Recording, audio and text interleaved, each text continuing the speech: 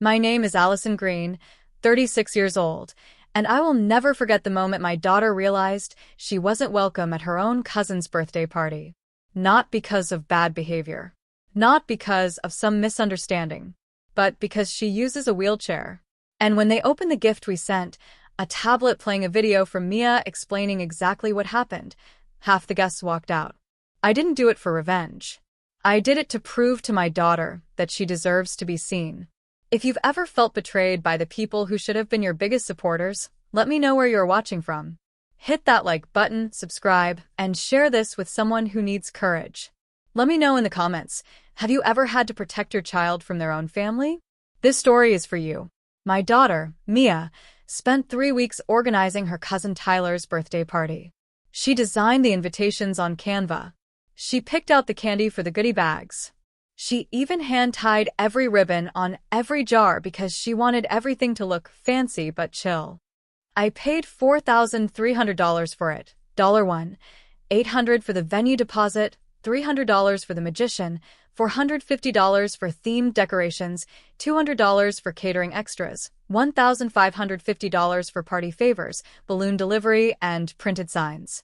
My sister called me generous. Said she didn't know how she'd pull it off without me. But then came the morning of the party. The big animated email with dancing animals and jungle drums popped into everyone's inbox. You're invited. Flashed like it was the Oscars. My son got one. I got one. Even my ex-husband, who hasn't shown up to a family event since 2019, got one. Mia didn't. She checked her inbox like it owed her money. Every hour before school, after dinner, sitting in the car at Target. She'd glance at her phone, click refresh, wait, nothing. And every time, she smiled a little smaller. At first, I thought maybe my sister just forgot to include her address. That's believable, right? She's scatterbrained, 3 kids, full-time job, chronic main character energy. It happens. So I called. I had the phone on speaker. Mia was in the kitchen with me, folding little paper napkins into triangles for the party table. She was so proud of her work. Said she wanted the party to look fancy, but chill. My sister picked up right away. Hey, I said casually, like this wasn't going to be the moment that broke something in both of us. I think Mia's invite didn't come through. Silence. Then, oh. So Tyler asked if she could, not come. I thought I misheard her. I'm sorry. What? He just wants it to be fun, light. And with the chair and everything, it might be a bit much. A bit much. I didn't say a word.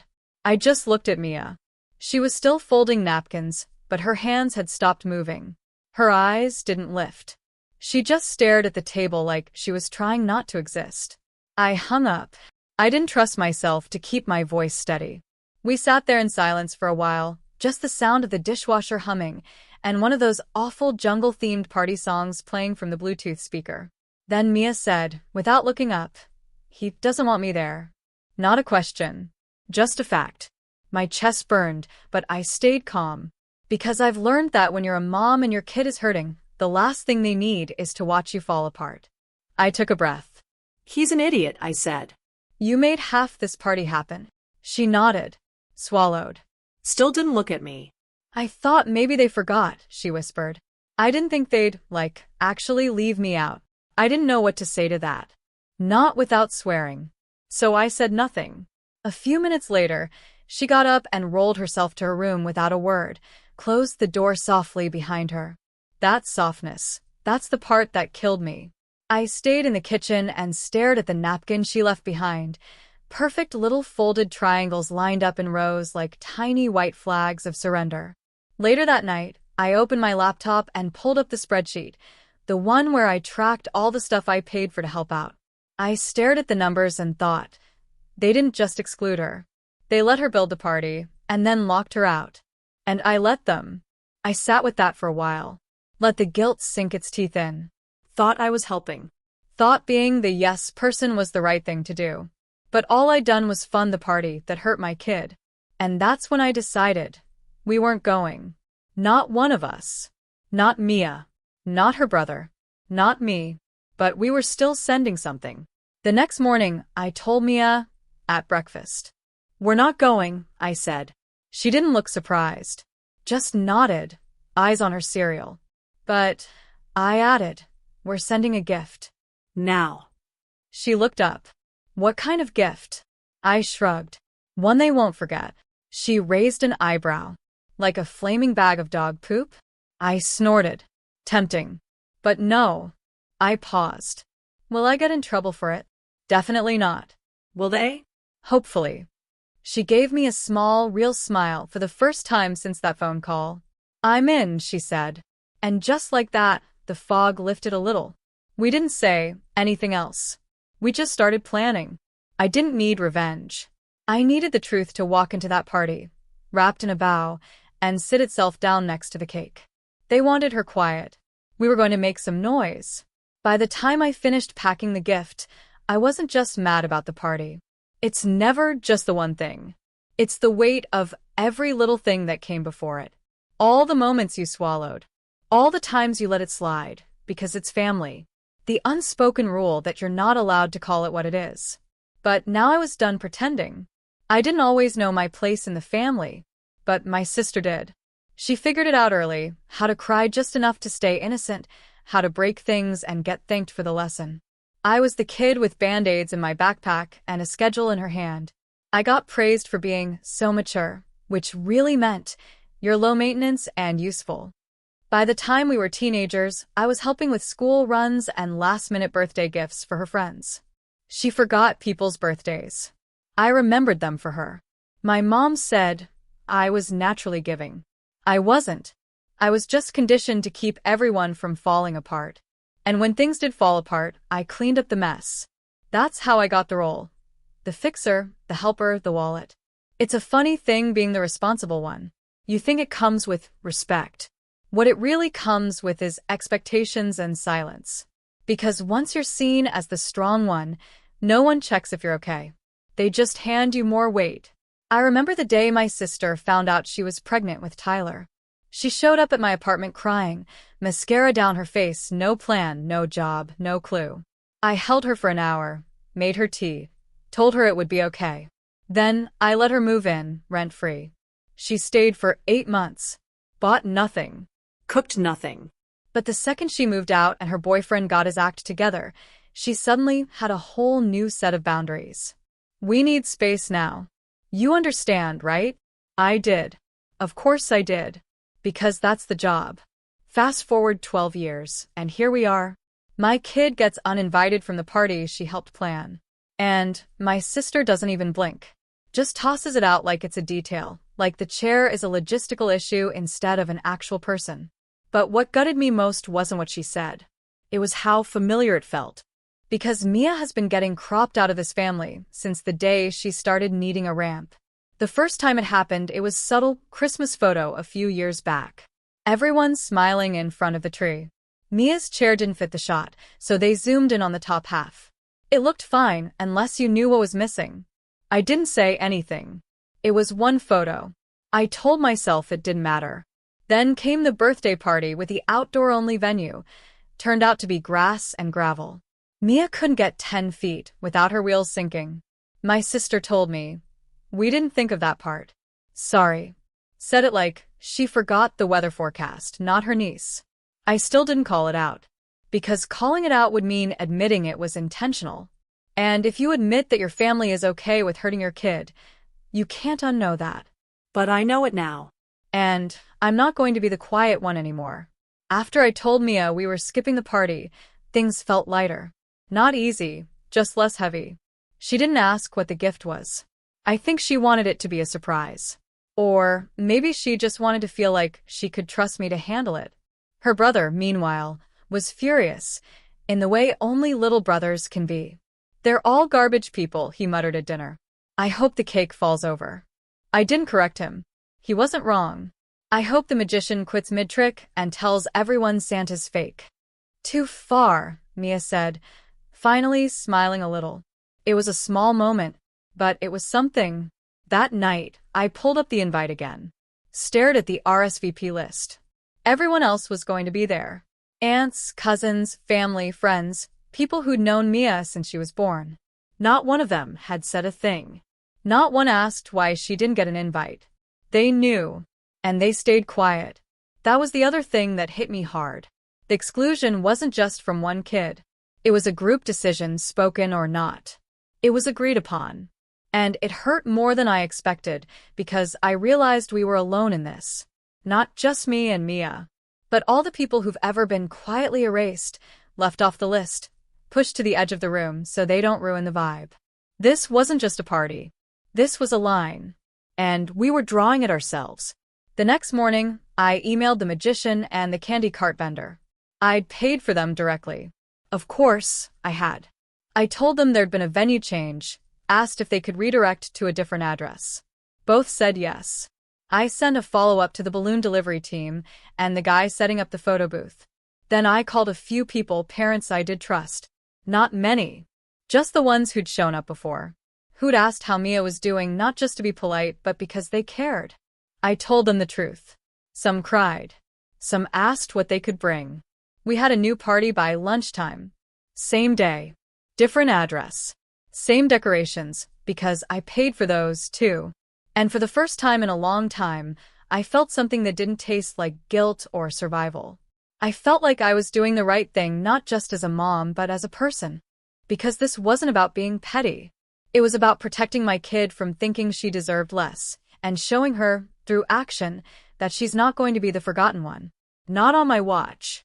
The box looked expensive, wrapped in white paper with a deep green ribbon, jungle-themed, of course, sitting front and center near the cake table like it had VIP status. It had a tag on the front, handwritten in gold ink. To Tyler, from Mia. My sister must have seen it when arranging the other gifts. I'm sure she was confused. Maybe a little smug. I imagine she thought it was some kind of peace offering, that even after everything, Mia still wanted to give her cousin a present. Of course, she thought that. People like her always assume kindness is submission. But the thing about quiet girls is they grow teeth. We weren't at the party, obviously. We were across town in our backyard. Balloons tied to the fence. Music playing. Chairs set up on the lawn. Mia wore her favorite green dress and a gold headband. Her brother was manning the candy cart. The magician had just finished his first trick. We had lemonade in mason jars, kids running around, actual laughter. I kept checking my phone. I wasn't sure when it would happen, but I knew it would. I just didn't expect it to be so fast. At the real party, the one I paid for, the gift table was packed. But the box from Mia was different. Bigger. Shinier. Intentional. At some point, someone must have asked about it. Probably a kid. They always notice the biggest present first. What's this one? Oh, that's for Mia. My sister must have said. Probably tight-lipped. Probably with a fake smile. Oh, cool. Why isn't she here? Awkward pause. She couldn't make it. Someone inevitably decided it was time to open the box. Inside, a single tablet, fully charged. Press play. So they did. The video starts with a soft piano melody. Then a clip of Mia at the kitchen table, carefully assembling the goodie bags. Then her voice, calm and clear. Hi, I'm Mia. I helped make a lot of this party. I picked out the candy. I helped design the signs. I tied the ribbons on every single jar because I wanted everything to look amazing for my cousin. Cut to her holding a jar and smiling. I was really excited to come. But I didn't get invited because I use a wheelchair. Gasp. That's not an exaggeration. I've seen the video down multiple times. You can hear it, soft, oh my God whispers. Someone saying, wait, what? A dad muttering, you've got to be kidding me. But the video keeps going. Mia again, still calm, but a little more serious. I didn't want to make a scene. I just wanted people to know what happened because if it happened to me, it's probably happened to other kids, too. And then the kicker. If you believe every kid deserves to feel welcome, we're having our own party today. There's food, games, music, and everyone's invited. Even if you're different. Especially if you're different. The screen fades to black. Then one line appears. Address is on the back of the tag. The silence afterward was heavy. And then it broke. Not into laughter, into movement. First, a couple of parents started whispering. Then one mom said loud enough to be heard, "Wait, she wasn't invited because of her wheelchair?" Another added, "She helped plan the party." Then a dad, "I thought she was sick or something. This is messed up." And then, slowly, one family got up and left. No drama. Just packed up and walked out. Then another. And another. Kids started asking questions. Why wasn't Mia invited? Did Tyler not like her? Wait, didn't she make the name tags? And then one little girl said loud and clear, "That's mean." I almost felt bad for my sister. Almost. But here's the thing. You don't get to exclude a child and then play victim when the truth shows up in high definition. The best part? The magician never arrived. The candy cart wasn't there either because they were in my backyard with us. We had the magician pulling card tricks as kids giggled around the snack table. Parents showed up one by one, looking a little dazed, a little angry, but mostly relieved. Relieved that someone finally said it. One mom hugged me and whispered, "I didn't know what happened. I just knew it felt wrong."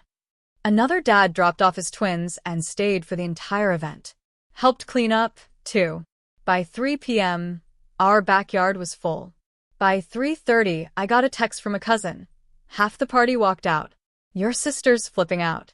The video was brutal. Also, "Hey, can I get the address?" Back at the original party, I heard Tyler locked himself in the bathroom. I don't know if he was embarrassed or just overwhelmed. Maybe both. He's 12.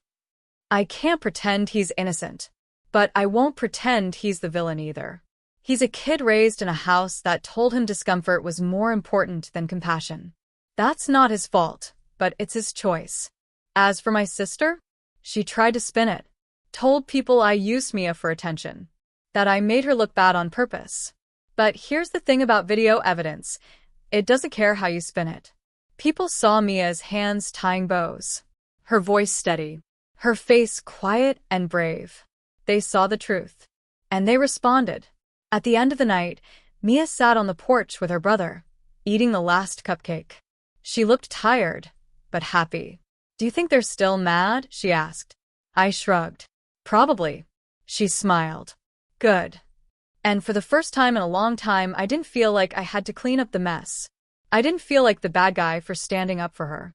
I just felt like a mom who did her damn job. The texts kept coming all night.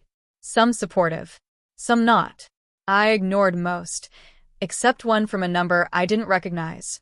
"She's braver than most adults I know." I showed it to Mia. She nodded and said, "I'm glad we sent the gift." I clinked my juice glass against hers. "Best gift I've ever given," I said. I knew it wouldn't end with the video. Not with my sister. Not with how she operates. She's not the type to sit quietly when the mirror gets held up to her face, especially when it's playing on a tablet in front of 50 party guests. The morning after, I woke up to over 40 unread messages, group chats, missed calls, voicemails starting with "I just think it's sad that," and ending with me pressing delete. Then came the email. "We need to talk about what you did." I didn't open it. Didn't need to. I already knew. Something about how I attacked the family, ruined Tyler's special day, made a public spectacle out of a private misunderstanding. Because that's what she does. She spins. She reframes. She makes herself the victim of the mess she caused. But what I didn't expect, what caught me off guard, was the second wave. The lies. She started telling people. Mia faked being uninvited. She was always on the list. It was just a scheduling mix-up blown out of proportion by my emotional instability. Her words. She told extended relatives I manipulated the video, that it wasn't Mia's idea, that I made her say those things to humiliate Tyler. Then she really outdid herself. She told mutual friends that Mia was going through a phase, acting out for attention, and that her disability had become her personality. That one nearly sent me through the roof. I thought about calling her, writing a long response with receipts, text logs, absence of an invite, recorded call. But I didn't. Because I knew something she didn't. When you lie in a house full of windows, you don't get to scream when the truth comes knocking. And it did. Turns out kids talk. So, do parents. One mom posted a note in a private parenting group. Didn't name names. Didn't have to. It was about how we talk to our kids about exclusion, how easy it is to justify cruelty when it's dressed up as the vibe, and how silence makes you complicit. That post got shared a lot. Someone else posted a clip. She helped plan the party, then she wasn't invited. Comments. She's 12 and handled it better than most adults. I would have burned the whole party down. This is what ableism looks like: subtle, dismissive, casual, and disgusting. Tell her she's a hero. My sister tried to clap back, vague posts about false narratives and toxic advocacy. Didn't work. Public sympathy only works when people still believe you deserve it. She finally texted me 3 days later. You went too far. We could have talked. Now it's beyond repair. Hope you're happy. I stared at it. Then replied, you uninvited my daughter because of her wheelchair. You lied about it. Then you tried to make her look like the problem. We're not beyond repair because of what I did. We're beyond repair because I finally stopped pretending. She texted back. You didn't mean it. I didn't reply. I didn't need to. A few days later, Mia came home from school, tight-faced, watery-eyed. Tyler told people I edited the video to make him look bad, and that I hacked his mom's email and deleted my invite. She wasn't crying, just tired. The kind of tired in your bones. I sat with her. Do you believe any of that? She shook her head. No. But it still sucks. It does, I said. And I'm sorry. She nodded. I thought maybe it would be over. I didn't say it would be. I just said people show you who they are. Now we know. We made brownies. She poured the batter, licked the spoon, smiled.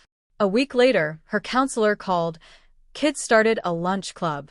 They call it Mia's table. She's leading. I cried in my car for 10 minutes. By month's end, things were quiet. My sister stopped posting. Tyler kept his distance. Parents called. We hate being in the middle. I didn't respond. They weren't in the middle. They were just silent. And silence is a side. I pulled back. No more group texts, holiday planning, helping.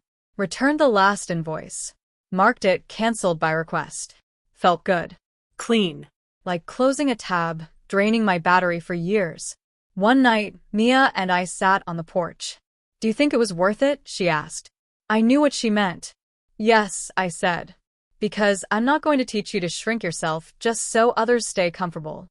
She nodded. I don't think I'll ever forget it. You're not supposed to, I said. But you don't carry it forever. Just long enough to know what you'll never tolerate again. She taped the classmates' invite to her mirror. All are welcome. Sometimes I wonder if I went too far. But then I think of Mia, how small she looked when she realized she wasn't invited. How hard she tried to smile. And I know, if I had done nothing, what would I be teaching her? That kindness means letting people treat you like you're disposable. That politeness matters more than being seen. That her place at the table is optional. I couldn't do that. Not to her. So, did I go too far? I'm really curious. What would you have done? Let me know in the comments. And if this story hit you even a little, go ahead and subscribe.